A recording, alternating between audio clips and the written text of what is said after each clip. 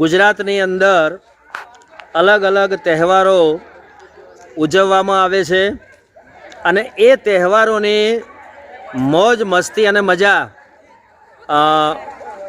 આબાલ વૃદ્ધો વડીલો બાળકો ઉત્તરાયણ ઉપર અને દરેક તહેવારમાં લેતા હોય છે। આજે ફાગણ સુદ પૂનમના દિવસે હોળીનો તહેવાર ગુજરાત રાજ્યમાં ખાસ કરીને ઉજવવામાં આવે છે અને આ તહેવારનું મહત્ત્વ જે બાળકો હોય શાળામાં અભ્યાસ કરતા જે વિદ્યાર્થીઓ હોય એ સમજે અને એમને આ તહેવારની ઉજવણી કરવાની એટલે કે એકબીજા ઉપર કલર છાંટવાની મજા આવતી હોય છે। તો એવો જ એક આ હોળીનો તહેવાર બનાસકાંઠા જિલ્લાની દાંતીવાડા તાલુકાની વિજય વિદ્યા મંદિર છે એમાં ઉજવણી કરવામાં આવી અને અહીં હું તમને બતાવવાનો પ્રયત્ન કરીશ કે વિજય વિદ્યા મંદિર દાંતીવાડાની જે બાળાઓ છે એ કેટલી આજે ખુશ છે અને એ આ તહેવારના અનુસંધાનમાં જે કંઈ કહેવા માગે છે તો આપણે કાજલબેન ગૌસ્વામી કે જે ધોરણ 11ની વિદ્યાર્થીની છે એમના પાસેથી સાંભળવાનો પ્રયત્ન કરીએ।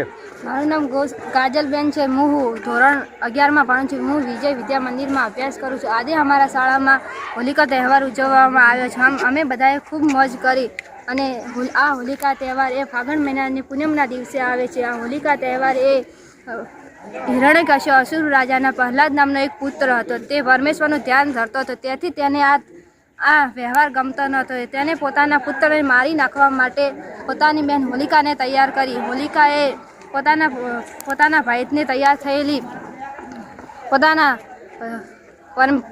પ્રહલાદને લઈને ખોળામાં બેઠી। પરમેશ્વરની કૃપાથી પ્રહલાદ બળી ગયો, હોલિકા નહીં। હોલિકાને પ્રહલાદ બચી ગયો, તેથી એના સર્વ ભક્તજનો પ્રસન્ન થઈને આ ઉત્સવ દર વર્ષે ઉજવવામાં આવે છે।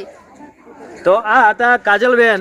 હવે આપણે આ શાળાના એટલે કે આ શાળામાં ફરજ બજાવતા સંસ્કૃતના શિક્ષક એવા શ્રીમાળી સાહેબ છે એ શ્રીમાળી સાહેબના મુખેથી આપણે આ હોળીનું જે મહત્ત્વ છે એ અંગે સાંભળીએ। શ્રીમાળી સાહેબ, હોળી એ ખૂબ જ પૌરાણિક અને ધાર્મિક તહેવાર છે। સમગ્ર ભારતભરમાં ઉજવાતો આ એકદમ આનંદ અને ઉત્સાહનો તહેવાર છે।